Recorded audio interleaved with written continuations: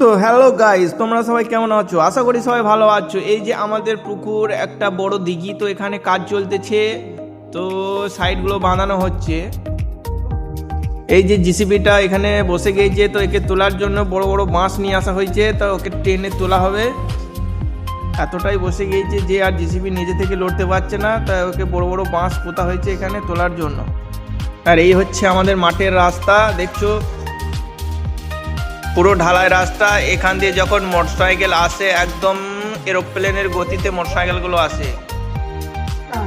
আর রাস্তা দিয়ে যখন মোটরসাইকেলগুলো আসে হরেন মারতে হয় না, ওর বডির পার্টসে এমন আওয়াজ করে যে একদম হরেনের সমান কাজ করে। বৈকাল টাইমে ভিডিওটা করছি, তো ভিডিওটা তোমরা বেশি বেশি করে শেয়ার করবে। এগুলো এখন মাঠে ধান লাগানো হয়ে গেছে, আর কিছুদিন পর ধান বড় হয়ে যাবে, তখন মানুষ ধান কাটতে লাগবে। ওই সামনে একটা গরু চড়ছে, ঘাস খাচ্ছে। এই জায়গাটা কোথায়, কে কে চিনতে পারছো কমেন্ট করে একটু জানাবে। তোমরা যদি এই জায়গাটা চিনে থাকো, এই হচ্ছে আড্ডা মারার জায়গা। এখানে সব ছেলেরা এসে আড্ডা মারে, বোম্বে সুরাট থেকে বাড়ি আসে, এই জায়গাটাতে সব ছেলেগুলো আড্ডা মারবে। ওই পেছনে আমাদের নপাড়া হাই স্কুল, মাঠের মধ্যে হাই স্কুল, ফাঁকা জায়গা। এই দেখুন আমাদের দুজন প্লেয়ার এখানে বসে বসে মোবাইল চালাচ্ছে কুটুর খাই করে।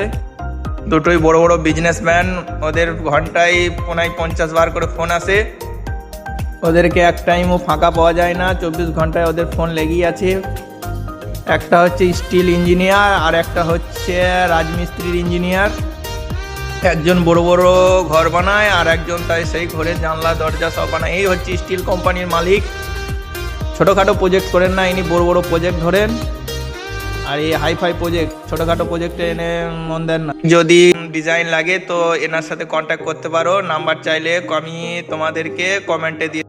আর বৈকাল টাইমে সমস্ত ছেলেরা এখানে এসে আড্ডা মারে। এই যে একটা বড় মাঠ, এখন সূর্যের আলোটা খুবই ঝকঝকে করছে, চারিপাশটা খুবই সুন্দর। সামনে যে জায়গাটা রয়েছে এখানে বয়স্ক লোকদের আড্ডাখানা। এখানে নামাজ শেষে সব বয়স্ক মানুষরা একসাথে বসে আড্ডা দেয়।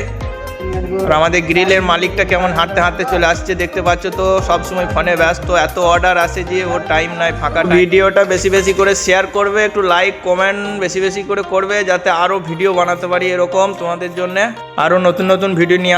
এই ছেলেটাকে দেখতে পাচ্ছ কেরালার স্টাইলে মাছ ধরার জন্য একটা ফাঁদ বানিয়েছে, তো সেটাকে নিয়ে ঘুরে ঘুরে বেড়াচ্ছে। কেরালাতে এইভাবে মাছ ধরা, কেরালাতে এই স্টাইলে মাছ ধরা হয়। ভিডিওটা এখানেই শেষ করলাম, বাস।